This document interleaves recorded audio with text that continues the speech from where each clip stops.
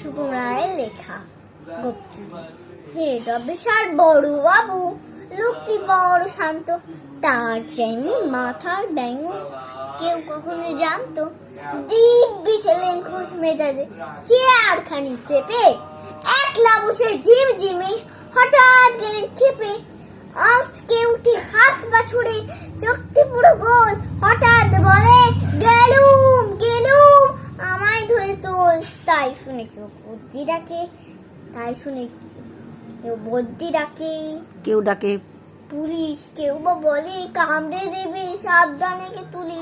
ব্যস্ত সবাই এদিক ওদিক করছে ঘুরাঘুরি। বাবু হাঁকেন, ওরে আমার গোপ গিয়েছে চুরি।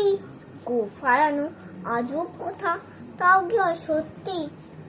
গোপ চড়ো তো তেমনি আছে, কমেনি এক রত্তি।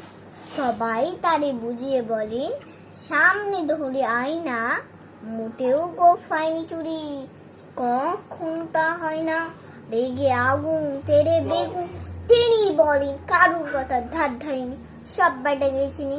নোংরা ঝাঁটা খ্যাংরা ঝাঁটা বিচ্ছিয়ার ময়লা এমন করতে জানি শ্যাম বাবুদের গয়লা। এ গোপ যদি আমি বলিস করবো তোদের জবাই। এই না বলে জরিমানা বললেন তিনি সবাই। ভীষণ রেগে ভীষণ খেয়ে দিলেন লিখে খাতায়, কাউকে বেশি লাই দিতেন সবাই চলে মাথায়। অফিসে ওই বাদরগুলো খালি মাথায় গোবর, গোপ চলতে কোথায় গেল কেউ রাখে না খবর। ইচ্ছে করে এই বেটাদের গোপ ধরে খুব নাচে, মুখগুলোর মুন্ডু ধরে কোদাল দিয়ে চাচে। গোপকে বলে তোমার আমার, গোপ কারুর কেনা, গোফের আমি গোফের তুমি, তাই দিয়ে যায় চেনা। গোফের আমি গোফের তুমি, তাই দিয়ে যায় চেনা। নমস্কার।